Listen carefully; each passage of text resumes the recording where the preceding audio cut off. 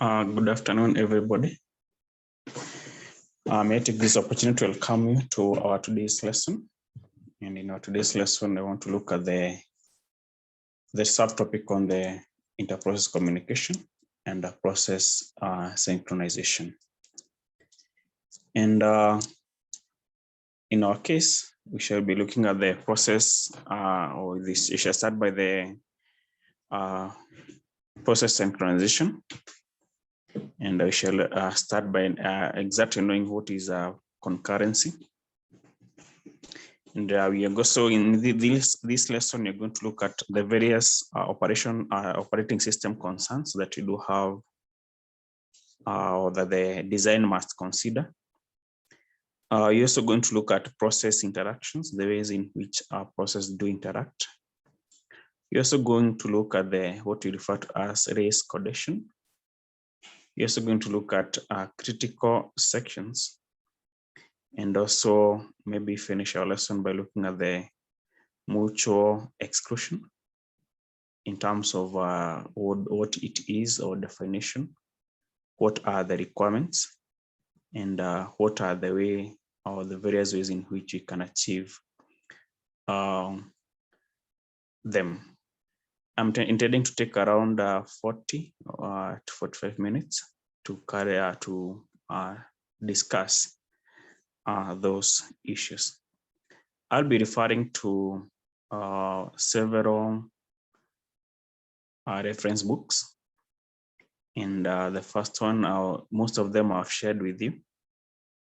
And under the comments down here, or the description of this video, I'm going to share the books, or the various books and the various page numbers that we shall find this content, or the various subtopics that we're going to cover today.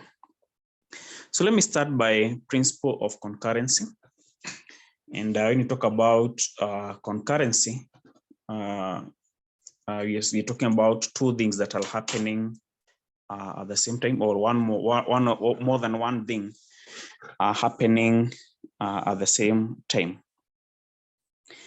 We have concurrency in both single processor systems, and we also have concurrency in both multiprocessor systems. And let me start by looking at how it happens in both of them. In a single processor multi-programming system, or this is a system that has only one processor, but it can allow multiple programs to execute at the same time. So these processes are interleaved in time to yield an appearance of simultaneous execution. In other words, the CPU is too fast to execute the various processes in such a way that from the human side, we're able to see as if, or that is, we're able to perceive as if the process are being executed simultaneously. Though in the real sense, or in the real world, they're not happening. So it is just in a single processor, is that just that the CPU is too fast, and we have that appearance of a simultaneous execution, or a concurrent execution. Also in parallel processing, this whereby the processor will be able to move back and forth from one process to the other. There is also some or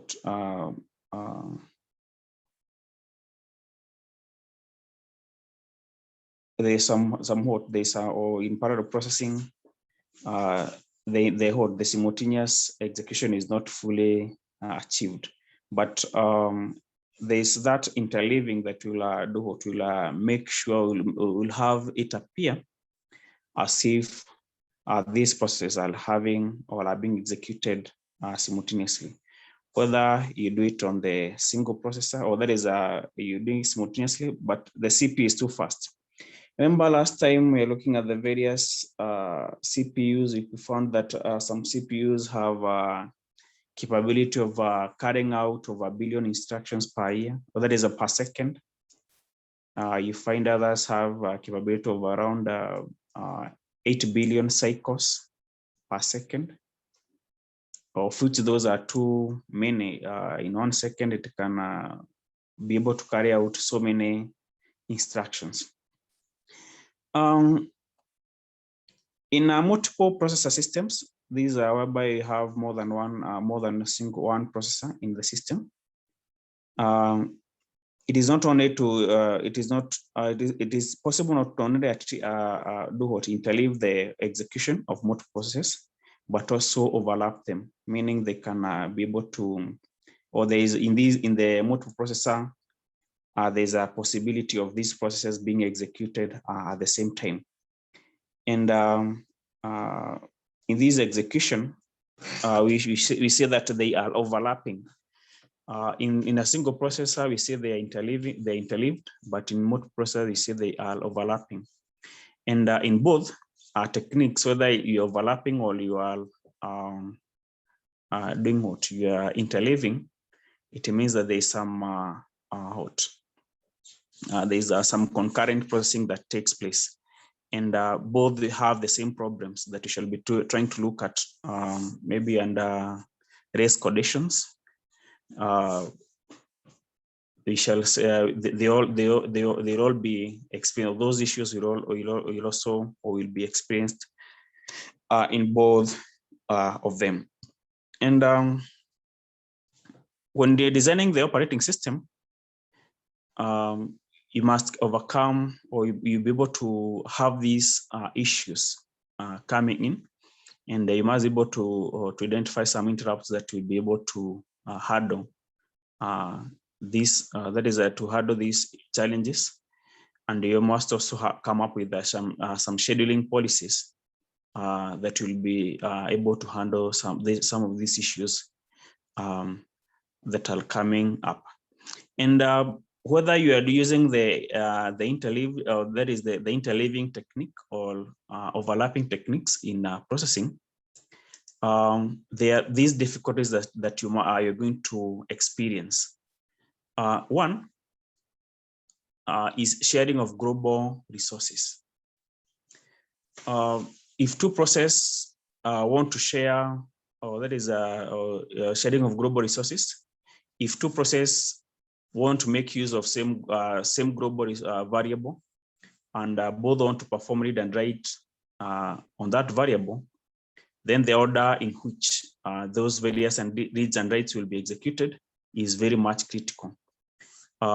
This means that at one point you require to get some issues, or get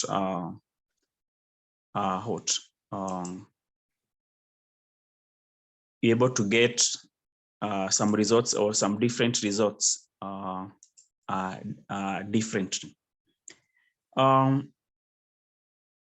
The order is very much important. Assume you have some process, one of the processes wants to add, the other one wants to subtract, maybe the other one wants to divide, and such issues, when you want to make those changes on the data, the order in which those processes will be executed will be very much important.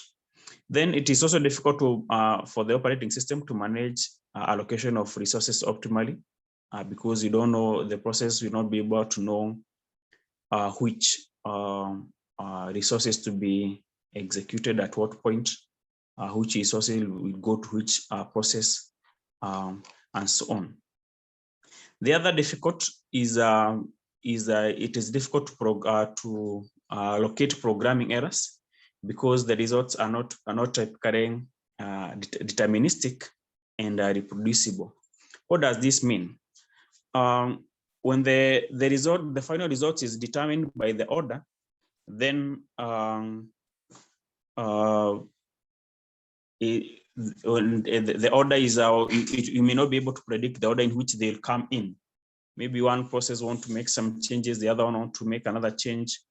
Then it will be difficult for you to determine which of these problems, or which would be the final answer, and whether you have is it resulting of the difference in the result, is it resulting from the programming error, or is it resulting from the order?